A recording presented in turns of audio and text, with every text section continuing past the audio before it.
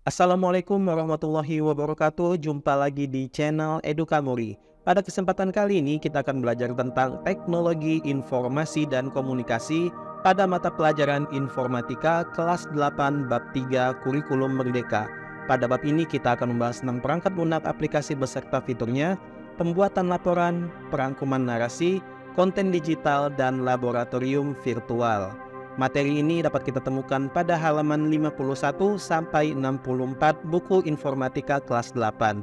Untuk selengkapnya, yuk kita simak bersama-sama. Yang pertama kali kita bahas adalah apa sebenarnya teknologi informasi dan komunikasi itu. Nah, teknologi informasi dan komunikasi atau yang biasa disingkat dengan TIK merujuk pada rangkaian alat, perangkat lunak, infrastruktur, dan layanan yang memungkinkan adanya pengumpulan, adanya pengolahan, penyimpanan, pengiriman, dan pertukaran informasi secara elektronik. Jadi informatika ini kita akan berbicara tentang perangkat lunak seperti itu ya. Dan juga ada perangkat keras di mana perangkat-perangkat ini saling berinteraksi satu sama lain untuk memberikan kita kemudahan dalam bertransaksi informasi, di mana transaksi informasi ini akan kita gunakan untuk pekerjaan kita dan untuk kehidupan kita sehari-hari agar jauh lebih mudah dan lebih cepat. Nah, apa saja penggunaan TIK di dalam kehidupan sehari-hari? Di sini ada telepon genggam, ada media sosial, ada aplikasi pemesanan, ada e-commerce, aplikasi transportasi, pembelajaran daring, pelayanan kesehatan digital, dompet digital, hingga hiburan. Nah, untuk selanjutnya bagaimana TIK itu bekerja di kehidupan kita ya. Mereka mengumpulkan informasi tentunya, alat-alat tersebut akan mengumpulkan informasi yang ada yang sesuai dengan kondisi kita saat ini, kemudian mengolah informasi tersebut dan menganalisanya, melakukan pengiriman informasi ke orang yang dituju, melakukan penukaran informasi, dan kemudian informasi tersebut disimpan. Dan tidak lupa juga setelah disimpan diberikan keamanan ya agar privasinya tetap terjaga. Dan yang paling penting adalah pada perangkat ini biasanya melakukan yang namanya update fitur atau inovasi perangkat lunak secara berkala. Ini dimaksudkan agar pengembangan dapat terjadi terus-menerus dan menyesuaikan dengan kehidupan kita. Oke, selanjutnya adalah contoh penggunaan TIK. Yang pertama tadi kita sudah bahas yaitu smartphone. Smartphone ini atau telepon genggam ya adalah penggunaan yang paling umum dari TIK. Nah, dengan smartphone ini kita dapat melakukan panggilan, pengiriman pesan teks, penjelajahan internet, menggunakan aplikasi sosial media, memeriksa email, bermain game, dan masih banyak lagi. Contoh kedua dapat kita lihat di media sosial. Di sini ada platform media sosial seperti Facebook, Instagram, Twitter, dan LinkedIn yang memungkinkan kita untuk saling terhubung dengan teman dan keluarga, berbagi foto, berbagi video, berbagi cerita gitu ya, hingga mendiskusikan topik tertentu, serta membangun jejaring yang sifatnya profesional. Dan contoh yang ketiga dalam penggunaan TIK ini dapat kita lihat pada e-commerce, yaitu platform seperti Amazon, Tokopedia, Lazada, yang memungkinkan kita untuk membeli barang dan layanan secara online, melakukan pembayaran elektronik, serta melacak pengiriman. Contoh yang keempat juga dapat kita lihat pada pemesanan transportasi. Di sini dapat kita lihat pada aplikasi Uber, Grab, Gojek, dan lain sebagainya, yang mana aplikasi-aplikasi ini memungkinkan kita untuk dengan mudah memesan transportasi seperti taksi, mobil pribadi atau ojek, dan membayar dengan menggunakan aplikasi itu juga. Contoh selanjutnya yaitu pembelajaran daring. Di sini TIK sangat berperan penting karena dapat memberikan kita pendidikan ataupun pembelajaran jarak jauh. Ini yang di tahun-tahun sebelumnya kita merasakan yang namanya pandemi. Jadi kita sangat dibantu dengan pembelajaran daring sehingga kita tidak tertinggal seperti itu ya. Nah, ini dapat kita temukan pada kursus online, webinar, platform e-learning yang memudahkan setiap individu, setiap peserta didik itu untuk belajar dan mengembangkan keterampilan tanpa harus berada di lokasi fisik tertentu. Selanjutnya, penggunaan TIK yang dapat kita lihat adalah di aspek hiburan. Nah, di aspek ini TIK itu berperan penting dalam memberikan kita hiburan-hiburan yang sesuai dengan selera kita. Misal kita ingin lagu, kita ingin film, kita ingin podcast, kita ingin acara TV, maka TIK akan memberikan rekomendasi-rekomendasi hiburan seperti Spotify, Netflix, dan YouTube. Kemudian ada perangkat lunak dan fitur aplikasi. Nah, perangkat lunak atau aplikasi ini adalah program komputer yang sengaja dirancang untuk melakukan tugas tertentu yang berkaitan dengan pengoperasian komputer itu sendiri, seperti aplikasi perkantoran yang terdiri atas pengolahan kata, pengolahan lembar kerja, dan pengolah presentasi. Untuk aplikasi pengolah kata ini digunakan untuk mengolah dokumen yang terutama terdiri atas kata-kata atau teks yang berada di dalam halaman, memiliki sejumlah paragraf dan kata, tanda baca, dan lain-lain. Selanjutnya ada aplikasi pengolah lembar kerja dan pengolah presentasi. Untuk pengolah lembar kerja sendiri, fungsinya adalah untuk mengelola sekumpulan lembar kerja atau worksheet yang di dalamnya berisikan angka-angka, teks atau formula atau rumus seperti itu ya, dan lain-lain, untuk memudahkan pekerjaan kita seperti di kantor ataupun di tempat lain. Nah, kemudian ada lagi yang namanya aplikasi presentasi.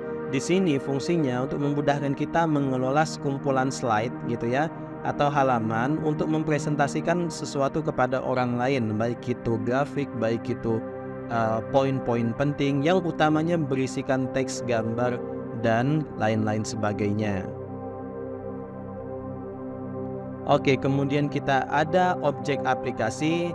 Objek aplikasi ini adalah format file. Jadi diingat ya, objek aplikasi ini adalah format file yang dapat disimpan. Ini sifatnya. Selain dapat disimpan, dia juga dapat diolah, dapat dipindahkan, dapat dirubah, maupun dapat dibuka dengan aplikasi yang saling mendukung satu sama lain. Nah, di sini contohnya tadi sudah kita lihat ada aplikasi pengolah kata, pengolah lembar kerja, presentasi, ada yang bentuknya gambar, ada yang bentuknya video, ada yang bentuknya musik. Kalau pengolah kata, untuk objek aplikasinya biasanya disimpan dalam format DOC, RTF, ODT, dan format lainnya. Kalau lembar kerja biasanya XLS, XLSX, ada ODS, CSV, dan lain sebagainya. Untuk yang presentasi itu ada PPT ya. Kemudian untuk gambar itu ada PNG, JPEG, IMG, bitmap, dan lain sebagainya. Untuk video ada MP4, MKV, MOV, AVI. Kemudian untuk musik ada MP3, WAV, AAC, dan VLC, dan sebagainya. Itu merupakan objek aplikasi atau format file yang disimpan oleh suatu aplikasi. Oke, selanjutnya ada yang namanya istilah operational object. Nah, istilah-istilah ini biasanya sangat umum sekali dan sangat sering kita gunakan untuk mengatur gitu ya, untuk mengatur jalannya aplikasi ataupun mengolah file yang sudah ada di dalamnya. Yang pertama ada copy paste. Ini menyalin kemudian memindahkan file. Kita umumnya ini sudah tahu ya. Ada cut and paste, bagian ini potong dan salin di tempat yang baru. Ada menyimpan, save atau save as di lokasi yang kita inginkan. Ada rename, mengubah nama sesuai dengan keinginan. Remove, menghapus sebagian atau seluruh file. Open atau resend, membuka file yang sebelumnya sudah tersimpan. Exit atau close, itu menutup aplikasi atau jendela yang sedang berjalan. Screenshot, memfoto sebagian atau keseluruhan layar. Export, mengganti format file asli ke format file yang diinginkan. Block and edit adalah merubah sebagian atau seluruh isi dalam file sesuai dengan keinginan. Nah, semua ini adalah istilah yang biasanya digunakan dalam operational object. Jadi bisa kita ganti nama, misal kita punya file ya, kita bisa ganti nama, kita bisa menyimpan itu, kita bisa membuka menutup itu, kita bisa ekspor menjadi file model lain, kita bisa edit, kita bisa screenshot untuk disimpan, kemudian kita bisa copy paste untuk menggandakan. Nah, itulah yang namanya operational object. Selanjutnya ada namanya graphical user interface. Nah, ini adalah bentuk interaksi antara pengguna dan teknologi itu. Jadi ini adalah bentuk atau cara kita berhubungan gitu ya, berhubungan dengan teknologi itu sendiri. Nah, adapun bentuk atau tampilan perintahnya dijalankan dengan papan tombol, menu, atau ikon lainnya. Tampilan ini dapat ditemukan di pengolahan kata, pengolahan lembar kerja, dan pengolahan slide aplikasi dan semacamnya. Jadi mudahnya kalau semisal kita ingin membuka aplikasi pengolah kata, di situ sudah ada gambarnya atau sudah ada ikonnya W misalnya ya, itu tinggal kita klik saja pakai jari seperti ini, maka aplikasinya langsung terbuka. Nah, kegiatan kita atau aksi kita dalam membuka menu aplikasi tersebut dengan menggunakan jari atau menggunakan mouse seperti itu adalah bentuk dari graphical user interface atau interaksi teknologi dan pengguna dengan menggunakan papan tombol ya yang disentuh gitu, ataupun gambar lainnya yang disentuh juga, seperti itu sifatnya ya. Kemudian ini contoh yang lainnya dapat kita lihat di pengolahan kata, yaitu kalau dia menggunakan tombol kita bisa tekan Ctrl+C untuk copy, kemudian kita edit gitu ya. Nah, itu bisa, atau dengan menggunakan keypad atau mouse kita klik kanan kemudian kita pilih menu copy. Nah, ini adalah bentuk daripada graphical user interface. Yang pertama kita langsung menggunakan tombol Ctrl kemudian C, sedangkan yang satunya kita pakai mouse klik kanan. Yang satu pakai mouse, yang satu pakai keyboard. Nah, itu dua bentuk ini adalah turunan dari graphical user interface. Oke. Kemudian di sini ada tambahannya juga, ada 3 tampilan yang dapat kita temui dalam ilmu komputer. Salah satunya tadi GUI sudah kita bahas ya, sisanya ada 2 lagi yaitu VUI. VUI ini adalah bentuk interaksi berdasarkan suara gitu, jadi kita bisa perintah melalui suara. Kemudian ada CLI yang berbasis teks, jadi kita perintahnya itu berbasis teks yang kita berikan di dalam program. Selanjutnya ada namanya screenshot. Nah, screenshot ini kawan-kawan adalah perintah untuk menyalin atau menempel ya, untuk memindahkan konten aplikasi ke lokasi lain dengan cara menangkap layar atau memfoto sebagian, bisa sebagian ya kita foto, atau seluruh layar. Misal kita ingin ambil kata screenshotnya, maka kita bisa screenshot yang kata screenshotnya saja, atau kita ambil seluruh layar ya, dari pojok kanan, atas, kiri, bawah. Nah, itu kita bisa tangkap semuanya dengan menggunakan yang namanya fitur screenshot. Nah, pada platform Windows dapat digunakan tombol print screen atau dengan aplikasi yang dinamakan snipping tool. Nah, ini bentuk aplikasinya ya. Jadi di snipping tool kita bisa melakukan cropping untuk mengambil bagian khususnya saja. Misal Bapak ingin mengambil kata khusus gini, Bapak tinggal cropping saja menggunakan snipping tool seperti itu. Oke, selanjutnya ini ada tambahan, file hasil screenshot selain dapat disimpan di bagian mana saja juga dapat dipindahkan ke objek lain berupa clipboard atau buffer, yakni tempat penyimpanan sementara. Nah, jadi hasil screenshotan tadi bisa kita transitkan dulu, bisa kita simpan sementara dulu di bagian manapun yang kita inginkan sebelum akhirnya kita gunakan di dalam sebuah file, baik itu file pengolah kata, pengolahan lembar kerja, ataupun file-file lainnya. Selanjutnya ada menu dan objek. Nah, ini yang biasanya kita temukan pada aplikasi pengolah kata, salah satunya Microsoft Word. Nah, di sini ada banyak sekali menunya, ada file, home, insert, draw, design, ada layout, reference, mailing, review, ada view juga. Nah, ini juga di bawahnya meliputi file, page, page header, page footer, paragraph, line, font, table, shape. Ada insert, image, flow chart, layout, comment, mailing, review, dan lain-lain. Oke, seperti itu. Lanjut. Kemudian di bab ini kita juga belajar menelaah ya apa yang dinamakan laboratorium maya. Jadi laboratorium ini sengaja dibuat dengan menggunakan komputer yang mana kita dapat melakukan eksperimen seperti ilmu pengetahuan alam, matematika, astronomi, geografi, dan lain-lain. Dan di sini ada 3 contoh laboratorium maya yang dapat kita amati. Yang pertama ada namanya PET. PET itu adalah salah satu lab maya yang disimulasikan untuk kebutuhan sains. Dia gratis, tidak berbayar, dan sangat bagus untuk mata pelajaran IPA. Kemudian ada namanya Nova Labs, ini menawarkan beberapa topik simulasi tentang iklim gitu ya, evolusi, keamanan dunia maya bisa, RNA bisa, awan, energi, ataupun matahari. Itu Nova Labs. Kemudian ada Concord Consortium.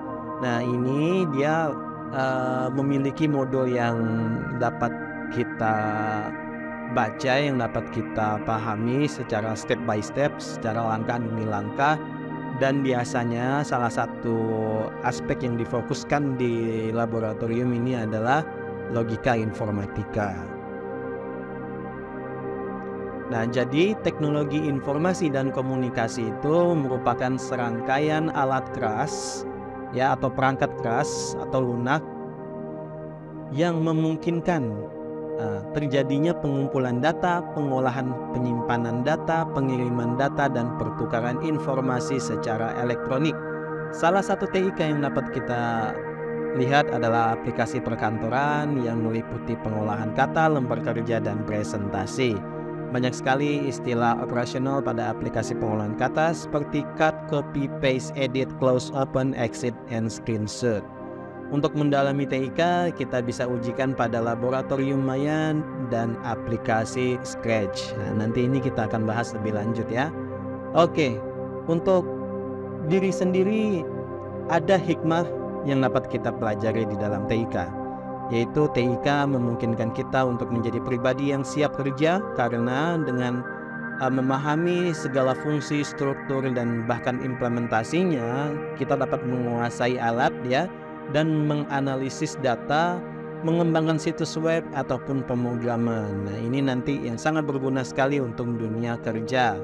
Nah, di bawahnya juga sama, memudahkan pekerjaan seperti mengelola keuangan, ini secara contoh realnya ya, berkontribusi atau berkomunikasi dengan teman-teman dan keluarga, melakukan belanja online dan mengatur jadwal. Kemudian ada yang namanya adaptasi. Kenapa kita perlu adaptasi dengan mempelajari TIK? Karena dengan mempelajari TIK sendiri kita siap mengikuti segala perubahan dan tren teknologi terbaru, sehingga kita tahu bagaimana cara memanfaatkannya, bahkan kita dapat menciptakan teknologi baru tersebut.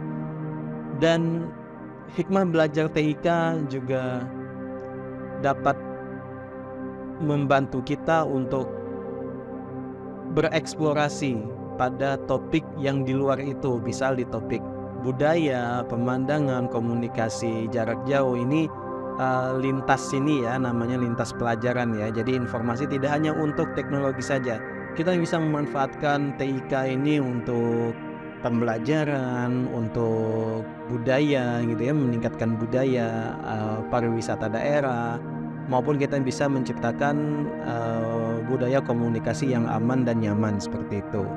Dan TIK juga sangat membantu kita dalam pendidikan dan pembelajaran, khususnya menyelamatkan dunia pendidikan dari kekosongan akibat pandemi ataupun bencana yang lainnya yang mungkin dapat memotong akses kita untuk datang ke sekolah dan belajar.